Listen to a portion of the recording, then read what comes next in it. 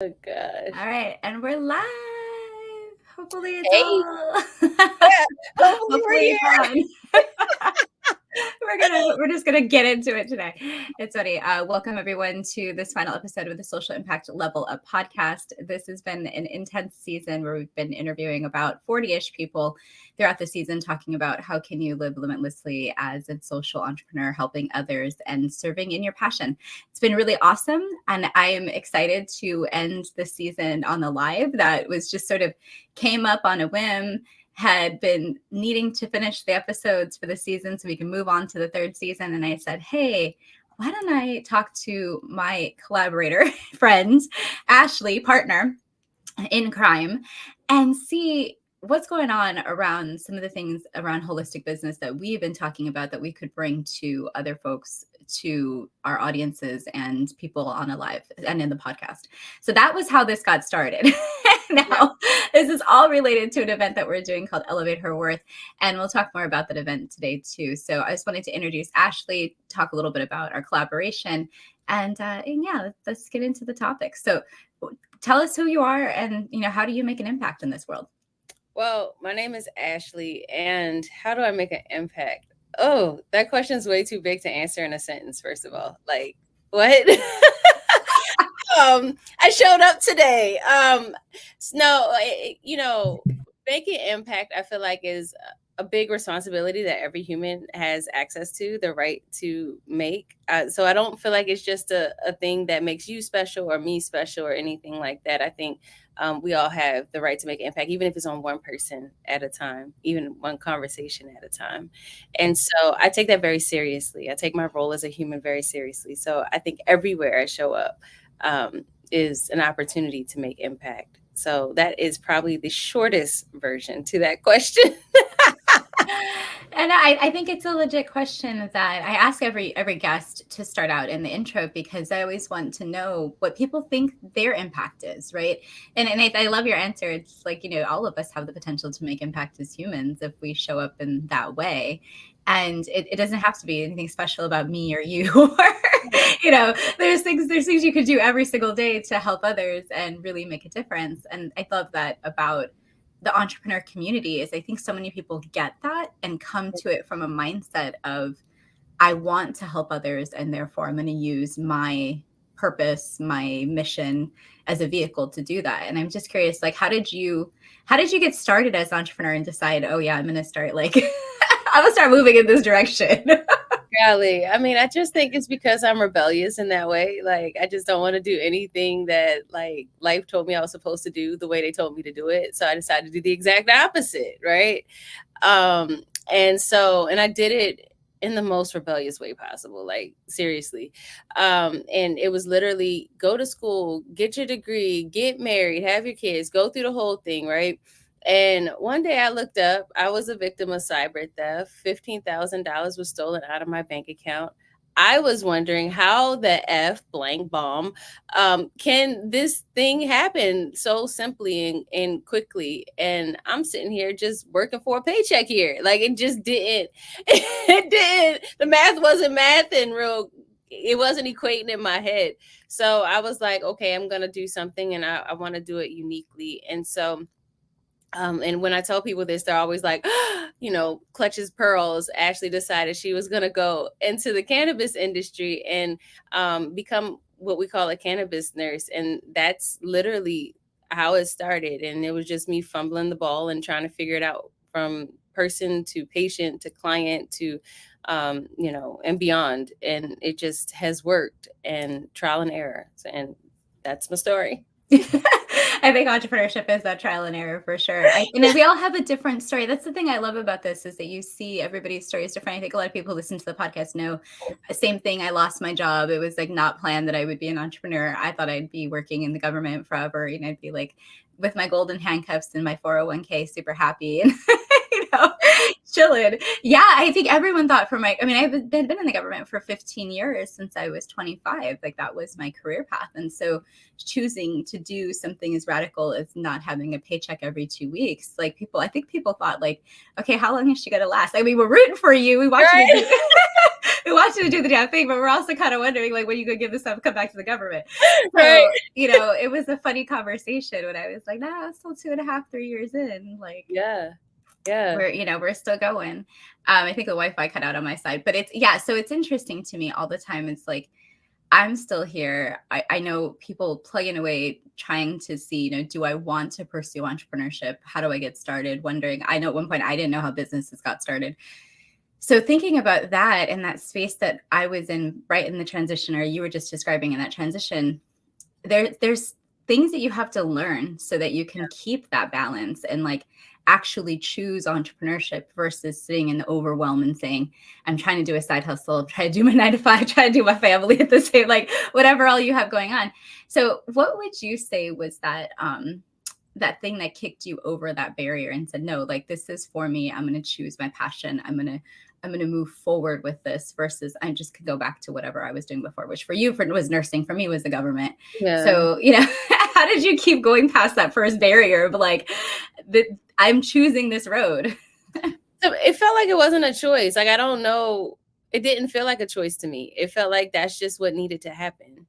And I feel like every decision that I made was because it needed to happen. Like, people are suffering, you know, and specifically the area that I went into, cannabis nursing, there are a lot of people who do not have access to cannabis medicine, who literally suffer in silence every day, the most vulnerable populations. And it's a cash business. And the people who need access to it and don't have access to it should have access to at least information. And I knew I could give it.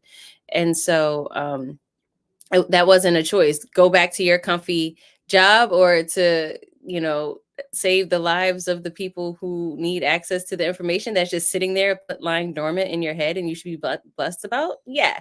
You know, like that to me wasn't, but I think as entrepreneurs, the ones that are successful, the ones that I've seen be successful, have a lot of audacity and are going to do the radical things that people feel like are options, whereas us, we make the hard decisions that don't feel like they're options at all.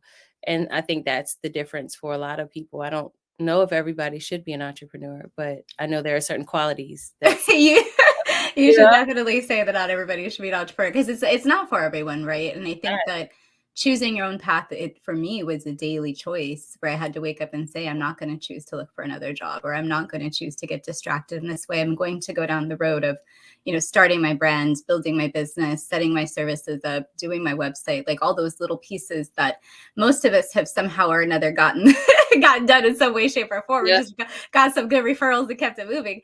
Like there's a lot of things that you know, in those early stages you could really get fumbled if you don't consistently make the choice to wake up every day. And I think choose entrepreneurship and Mhm. choose to keep going to that next step. And anything can trip you up. You know, you could get delayed on the website, you could get delayed on picking out your services, you could spend too much on a coach, that's boo, you know. Right, Like right. so many ways to get caught up in that early phase. So I just want to address this comment from my girl. This is actually my college roommate, my grad school roommate at Columbia. Oh, cool. Yeah. So love you, Jess, for being here. She said, Courage and Jess, Scary, thank you for having this conversation. I mean, I think it's important to talk about that because as women in our 40s, 30s, late 30s, 40s, 50s, sometimes the paths that we choose, or even the things that happen in your life, like family and career and changes in your health or changes in your parents, like anything can mean that your circumstances have opened the door for another opportunity. Yeah. And you may not see that as an opportunity. You might see it as a deficit and continue to bang your head against that previous path wall. Mhm. But if you, like what Ashley and I are talking about, see it as like, hey, no, this is the thing for me, and go for it.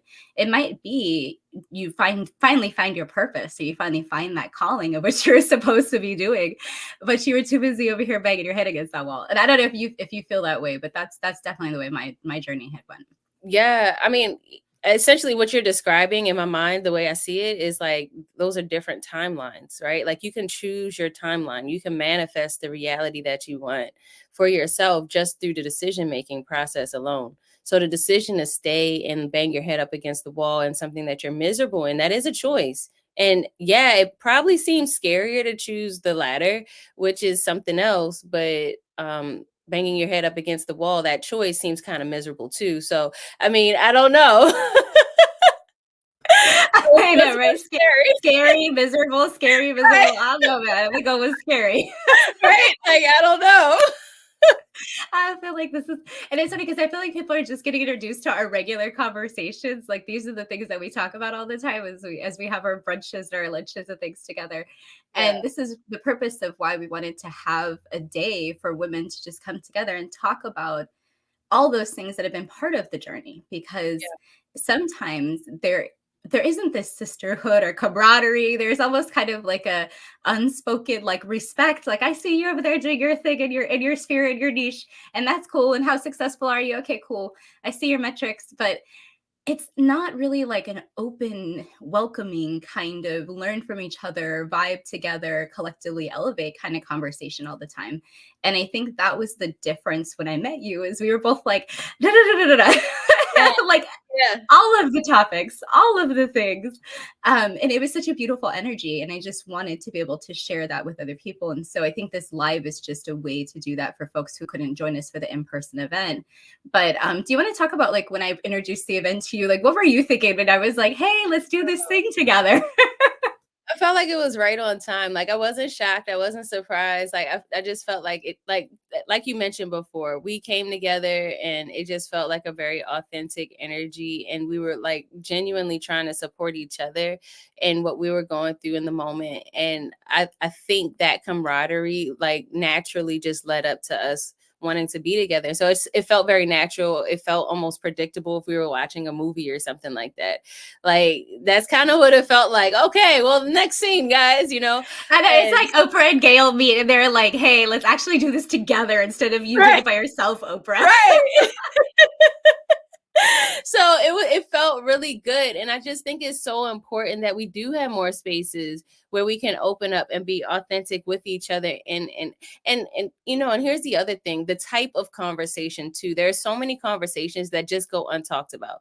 We talk when women don't talk about money, women don't talk about business, women don't talk about parenting issues, women don't talk about physical issues, we don't talk about cannabis like we don't talk about, there's a lot of conversations that just don't get had. But the crazy thing is we're all going through the same thing.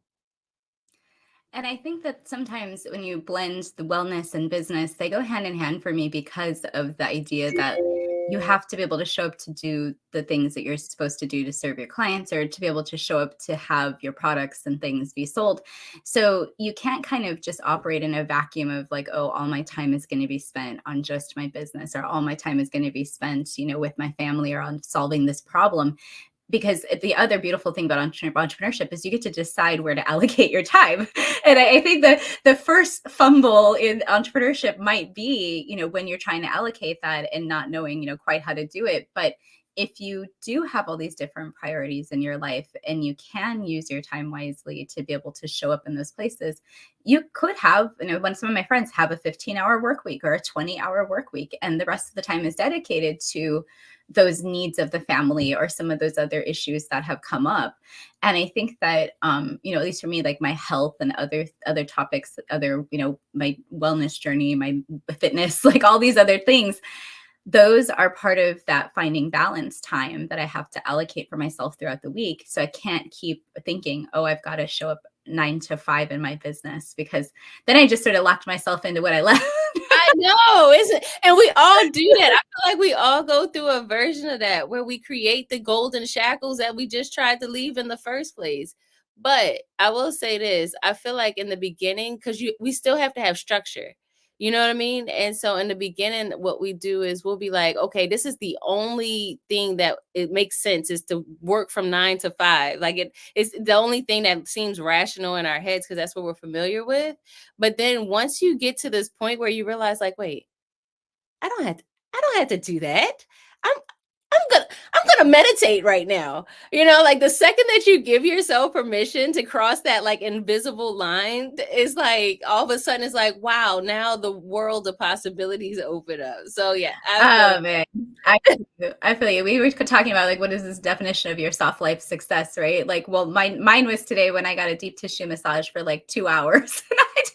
And I mean, every single everywhere is. I literally fell off the table because I was so soft. I couldn't hold my whole body. I was just let me just fall into this couch right here. yeah. But it's a Monday. And like people probably would be like, well, why weren't you out entrepreneuring, earning money on like a Monday afternoon? And I'm like, because I was getting a massage. I know that's right. I It know was so that's right. fantastic too. It was such a And we good use of and we time. deserve massages, and massages support the endocannabinoid system, and massages help us feel relaxed, and so that way we can be energized for our next client, right? And it just Like, helped me not feel like, when I'm sitting and standing and, when on my standing desk or my sitting desk, either way, my back was hurting. Right. So now I'm like, oh my God, I feel like a 12-year-old. I've got mobility I haven't had since I was 15. This is great. Okay. So Jessica asked another question, which I love that you're still here, Jess. I'm going to show this question. As I'm excited about my mobility, let's talk about, do you think we need to reconsider the 9 to 5 40-hour work week? There's so many other people, perhaps better options. So many other and perhaps better options. My body and mind wants to pause at 3 p.m. What for sure. suggestions do you have for others who want to explore different work schedule and more work-life balance? I'm going to let you answer this because I think I have like an odd answer, but you answer. What do you think? Okay. So the first thing that came to mind, and as you were reading it, is taking into account our human design. Not everybody is intended to work a full 40-hour work week and don't have, and literally do not have the capacity to do so.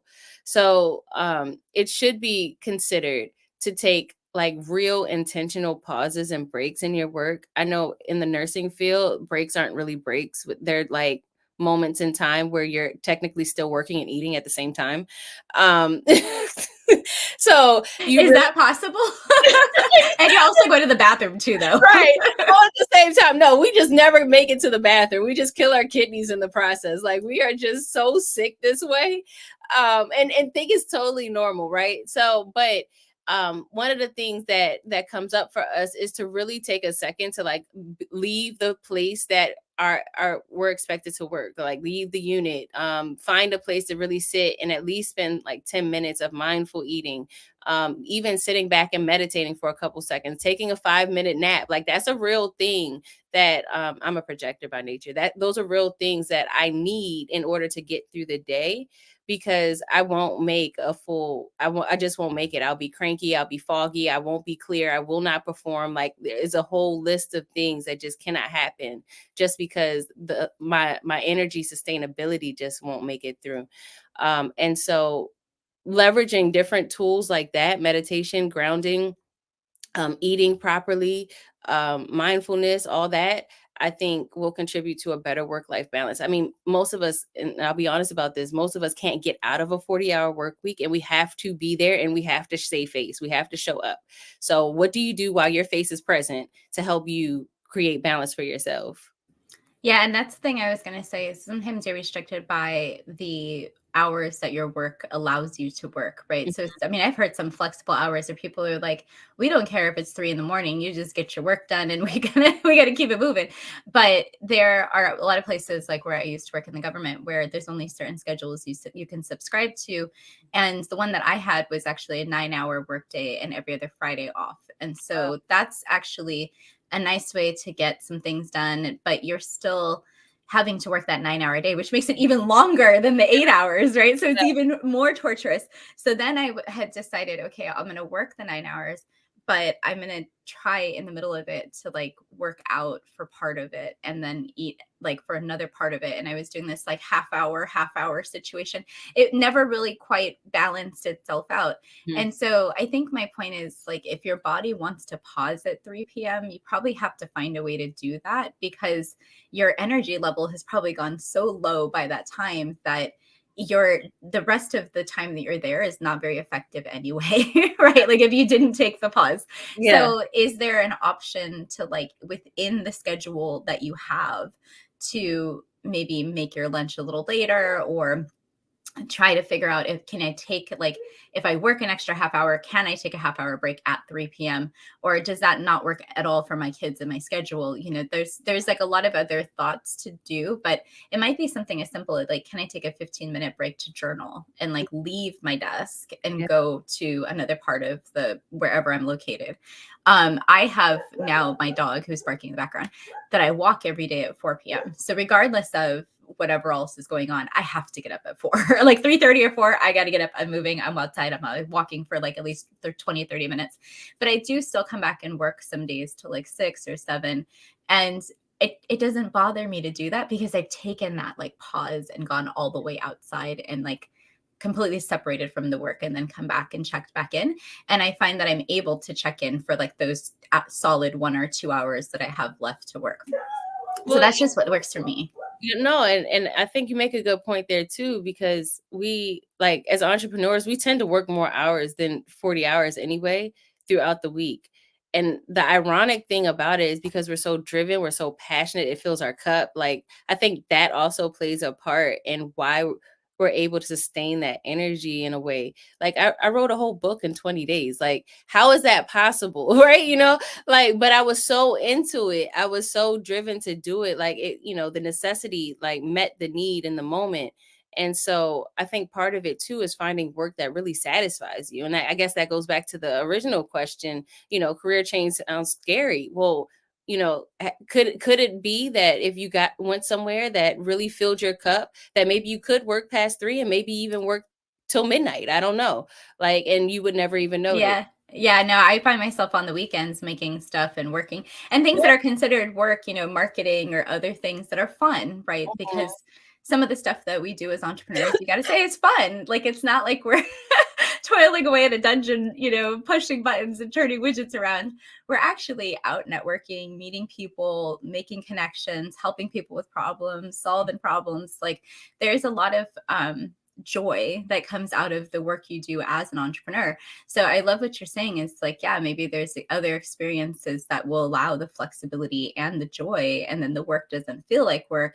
It really feels like, hey, I'm serving in my purpose, and I'm motivated to do more every day that I show up, Yeah. which is always cool. So I know we started talking about the schedule and that piece, and I wanted to make sure we got to that in this episode. So I think it is really important. You said early on, you had to keep like thinking about or fine tuning your schedule, because you do have to work at it when you first choose entrepreneurship to hold yourself accountable to do the things you need to do to be successful. So how did you work that initially, like with going from a 9 to 5 where things are prescribed for you, or whatever shift you were working was prescribed for you, like you couldn't even use the restroom, you couldn't even eat lunch, pretty rigid, to then having to be entirely in charge of your time. How did you make that transition and do it in a way that didn't So like it didn't have any kind of disruption for you? Or maybe it did, I don't know. it did, absolutely. So, leaving my job, I feel like it was a significant mourning experience. I had worked in the hospital my entire adult career. So the idea of leaving a hospital was seemed glorified and glamorous but when I actually did it, I was like, it was a total culture shock. I was like, whoa, I had to go through the whole process of, wait, so I'm not showing up to a hospital today. But specific to time, I think I actually had the opposite problem with time management, where I would overexert myself. So I would work constantly. Like, that's all I could think about. That's all I wanted to do. That, like, you could not stop me, because I was determined that this thing was going to be successful. And I felt like the only way that this could be successful was if I was always doing something. Because if I wasn't doing something, that means I was doing nothing. And therefore, how could I have the right to not have a job if I'm not doing something? And so, yeah, so that was kind of the trap that Oh no, I I went through that phase too. That was the phase where I built 2 websites, which is why to this day I probably got like 4 websites and like 20 domains. Like, I was up at 10.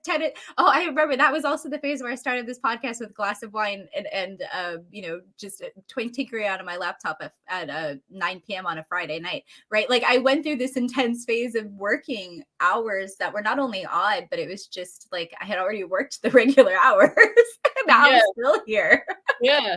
And that's not good either. So I left a burnout situation in my last corporate position, but then created a burnout situation for myself. Like, and I'm sitting there looking around like, oh, sis, this looks familiar. You're burnt out again. Well, this time you have nobody to blame. You only have yourself to blame when you're an Right. entrepreneur. So it is a little messy. I mean, but I appreciate that, right? Because you see your own faults and your own quirks and the things that you've done professionally and your experience and how it all wraps up together in how you do things. And I think you express that piece of the pressure to be successful. Like, how do I have the right to not go to somewhere 9 to 5 every day and try to make this work if I'm not doing everything I can to make this work for every waking moment and then some, right? And Yeah. it's, it's maybe not healthy to think that way. So at some point, I think you like get past that breakdown of like my body maybe isn't doing what it needs to be doing to be to sustain this. My mind isn't as sharp as it needs to be to sustain this. And I think eventually you get to the point of like, I need to make a change. And for me, the change was I'm okay with starting my workday at 10 a.m. And it was like this permission. I remember I was working through it with my coach, and she was just like, "Why are you having this resistance? Why are you still like feeling like you need to be like sitting down doing something at 8 a.m.?" And then I was like, "Wait a second." I realized, oh, it's just programmed into me Yeah. to have that thought process of I need to do that. But if I allow myself to realize that I could work out at 8 and be ready to work by 10, and I will have already done my well-being stuff for the day. I already met my goal of wellness for the day. And now I'm like happily starting my work day. It actually mentally that permission just changed everything for me. And it opened up so many other doors to like freeing up my schedule to be happier in my business. Yeah. So I don't know. How did you do that? You like switched it over. That's what I call shadow work. I think that's really what that is really confronting some of the pre determined constructs that we haven't had control over and that drives us subconsciously. And they will show up in entrepreneurship. And this goes back to why like talking about holistic care of the entrepreneur becomes really important. It's not just about what you know and what you can do and how you can make some money. It's how can you take care of yourself? And we're talking not just the physical body, going, getting up and exercising. We're talking about mental stability and clarity, emotional stability and clarity, and even spiritual stability and clarity. Because a lot of people don't realize that spirituality comes up very often because you're often doing things that haven't been set, like hasn't been taught to us or pre-programmed to us. So we're constantly meeting ourselves at these resistance points. And that's a lot of the reason why we fail. Yeah, and those resistance points can sometimes be created by yourself, and you're like, "Oh, Yeah. I'm just over here by myself in my own head. I need to process this Yeah. for a day." And then Right. in entrepreneur land, to like taking a day to just think is like a totally legit. Yes, That for is a legit real. work activity. Yes, ma'am. You need to cry. I love when I hear entrepreneurs say, you know what, I just spent the day crying. Good. Yeah, the emotional release. I know it's funny. Sometimes if I know I'm gonna have a big day, I'll do a pelvic floor release workout or like a yoga routine or something, just because I know there's gonna be a lot of motions in the hips, and I'm like, let's get this moving around. So I know had joined us for a bit. I don't know if anyone else has joined us on the live stream. Feel free to drop a comment if you're here with us. We're going to keep chit chatting about the things that we want to talk about today. We'll be on for probably about another 15-ish minutes or so. And I think the other question I wanted to ask you that I tend to ask a lot of our guests on the podcast is, as you have gone through your journey, at what point, because I mean, nursing is absolutely a service oriented career path, and that was before you did this, that's what you did. So it was probably before entrepreneurship, but at what point in your journey did you decide, I'm going to serve, and I'm going to serve others, I'm going to help others, and that's part of my purpose here, or my path? How early or at what point did you kind of like make that realization and choice? I was a little girl. That's just always been a part of who I am, is this feeling of this need to help other people, which is why I became a nurse in the first place. So for me, and probably as early as 7 years old, it was between being a teacher or being I really wanted to be a pediatrician because I like kids. I still like them, but my patience for them has gone down dramatically. um, but That might be because now you're a mother, so well, that's probably the biggest thing because I am a mother, and and there's an energy about children that I just can't meet all the time. You see what I'm saying? And so, and I know that, and I recognize that about myself. But in certain capacity. So anyway, it was either becoming a teacher or becoming a pediatrician.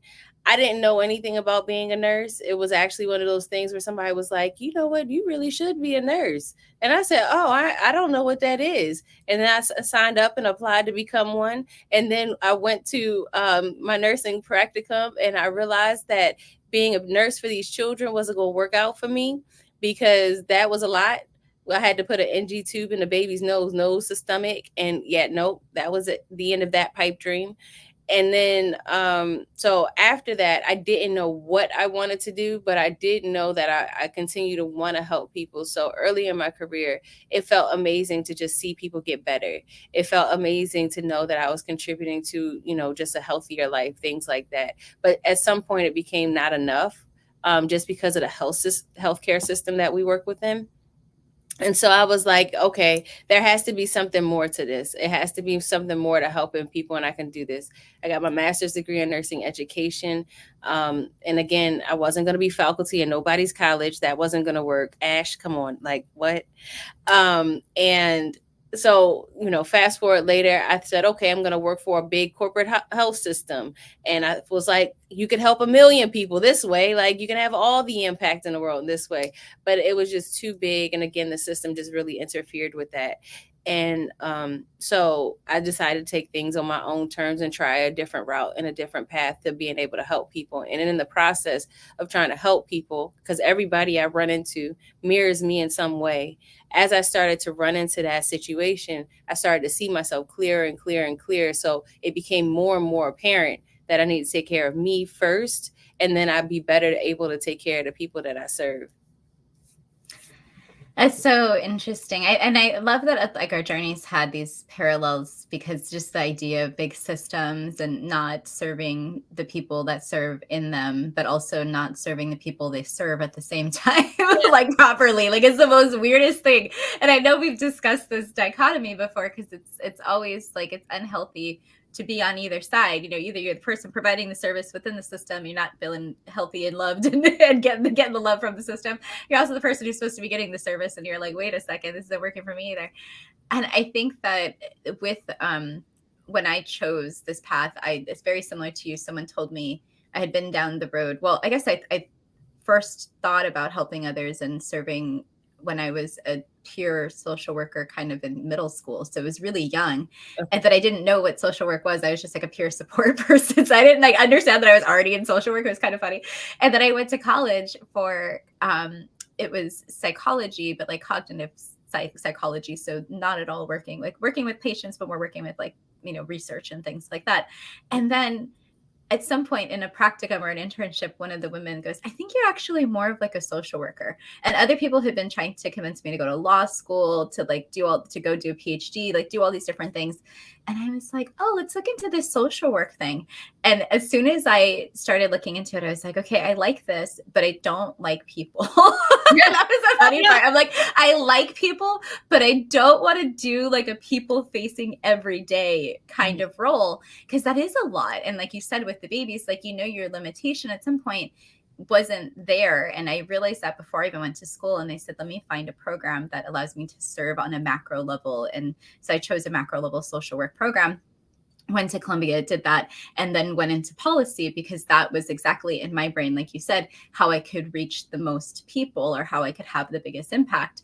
And it just, and I did. I had an impact of meeting and serving thousands of people over the course of my career. And it's amazing. And that's awesome. And I gave away millions of dollars and fantastic. But at the same time, I never saw any of those people. So it went like the total other way, where you're like, oh, I don't want to really see people every day, but I also want to see people sometimes. Yes. So in this like coaching, entrepreneurship, holistic business coaching, it's nice because you do some projects where you're kind of doing things. You're maybe not seeing people. Like, we've been working on ads, and thousands of people are seeing our faces. We've not met any of those people yet. Yeah. But other times you're working one-on-one with your clients, and you're really seeing transformation. And so I just wanted to leave this live with 2 examples from each of our businesses of like, what does transformation look like for your clients, and how are we like going to be bringing that to the event that we're holding here in Maryland on the 4th of February. Yeah. So kick it off. The biggest thing most of my clients experience is like profound self-awareness, recognizing how powerful they really are. You know, because a lot of times we get trapped in our own head and we play these stories in our own minds that we can't do this, or we're waiting for something, or there's no way, or whatever the narrative is. And through working with me, I'm very good at parroting or almost mirroring that those thought process, because I know those thought processes, because like I said, everybody I meet mirrors me in some way. And so I do a good job of being that mirror for other people so they can realize how to get themselves out of those ruts as well. And so there's a few different techniques, that I do use consistently in the way that I work with my clients.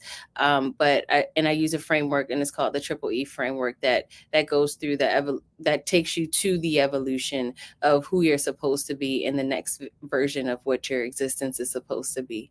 And so, yeah, that's my thing. How about I you? love it. Oh my God. It's so amazing. And I think people will instantly hear why we work so well together, because those are the kinds of things that I love. I love to go through those processes where you're coming out on the other side and it's like just you've transformed and elevated yourself to a new level. I think from my clients, a lot of the times because I'm a generator, so I'm really good at the strategy and the how does this work, and like dig in and look at it and be like, yeah, that analytically there's missing these pieces here and here. So a lot of the times I just let my clients brain dump, and I'm like, give me all that you got. Like if it's muddled around in your brain and it's like not sorted out and it's a half-baked idea, like let's work through the process of it. Let's get it organized, let's get you moving and find a point that you can be successful entering into this vision that you have. Yeah. And on the other side, the transformation will come when you're consistently working towards it.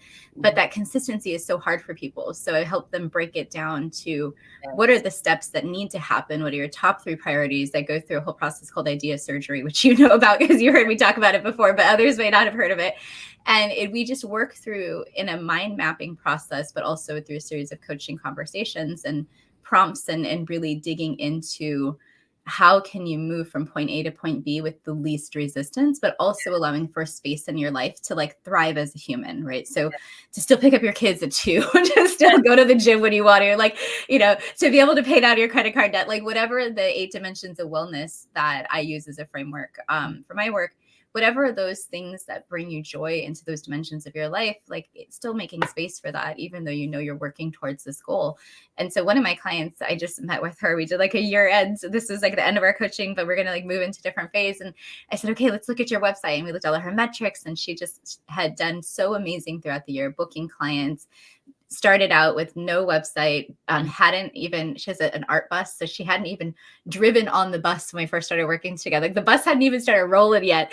And she ended up at the end of the year having a 250 person event at Meta's offices in DC.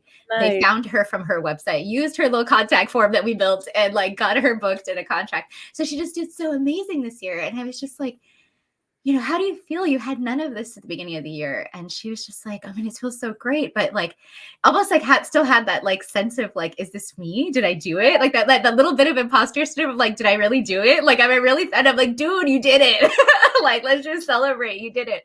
So that whole way from the like, I have this idea and I need to get it done, but I don't know how, to like the build of the website, to how do you look at your analytics, to all of those conversations were pieces that I supported her through. And so at the end of it, I was just like, we totally did it. Like, let's celebrate, because there's no question.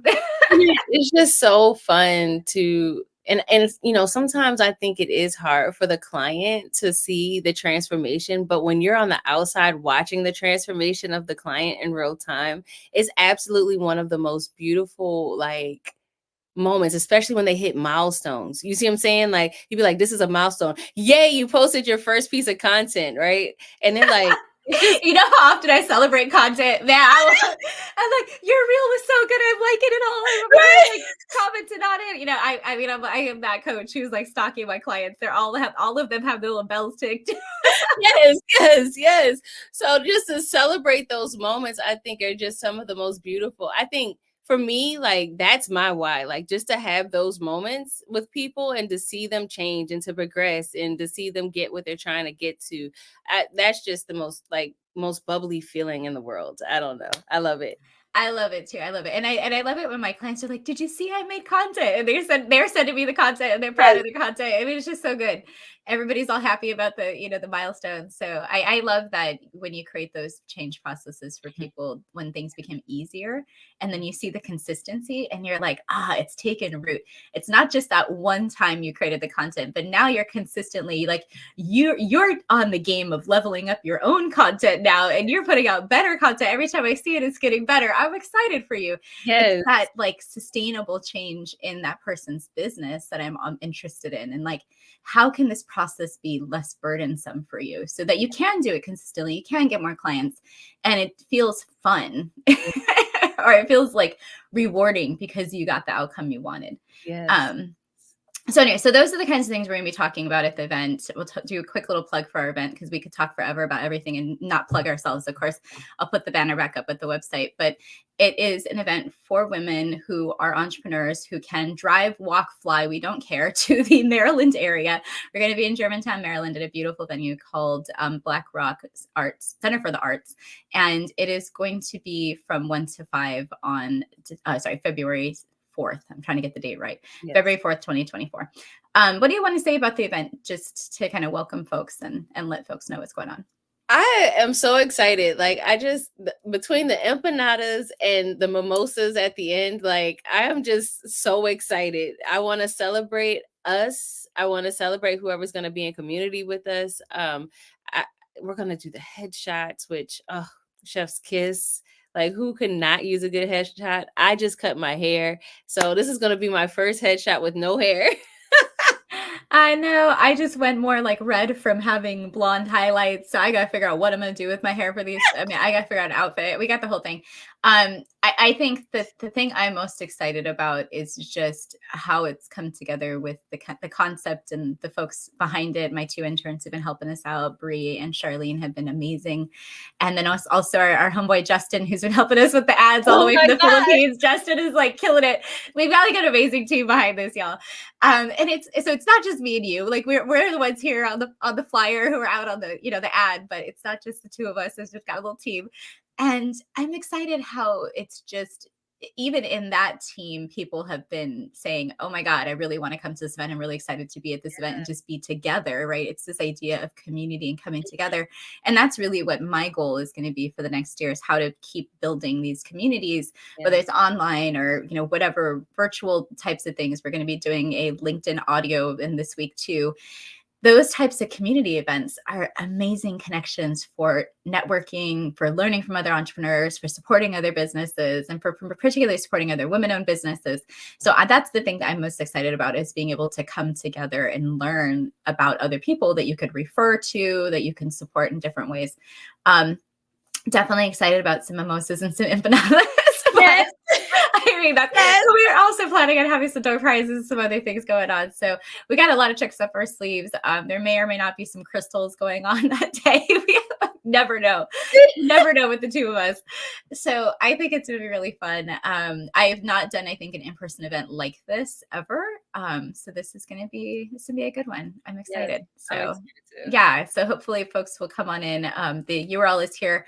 We have a coupon right now. I should put the code up. It's capital letters manifest now, and you get $100 off of registration. So that is going out around. I'll make sure I put it in the comments for the live in case anybody watches the replay wants to get in the door. And yeah, let's close it on up and let's go and hang out and enjoy our evening. Yeah. So what do you want to say to close up? This is the first time I'm sure you'll be back on the podcast. It's the first time you're on the podcast. Anything you want to say to our podcast audience or our live audience? Anything you want? Go ahead. Oh man, what? Final message. You get what? I'll do one after, so you're not the final. Don't worry. All right, follow me on Instagram at Cannabis Nursing Solutions. I'm also at Ashley Gets It Done. That's all I got. Yes, and so Ashley is a founder of both Cannabis Nursing Solutions and Let's Reignite, and she is my partner for Elevate Her Worth, which is our event that is coming up. It is the holistic energy reset for entrepreneurs, and it will be this February on the 4th, and it will be here in Germantown, Maryland, which is where we both sort of reside in the Maryland area. So hopefully, if you're in the DMV and you want to come out, please let us know, and we'll be happy to have you there and greet you and bring you your mimosa. So thanks for everyone for this wonderful season of the Social Impact Level Up podcast. This has been just amazing to interview so many different people. Like I said, we have a couple of bonus episodes coming up. So you'll see a few more episodes that'll come out, but this is officially our close for the season. And then we'll start season 2 in a few months. I'm sorry, season 3. We're in season 2 now. We'll start season 3 in a few months. We'll have all new episodes with all new people coming to interview, and it'll be amazing. So good to see you all again. And thanks for being here. Thanks for listening to our podcast and being part of our life. Take care, everyone.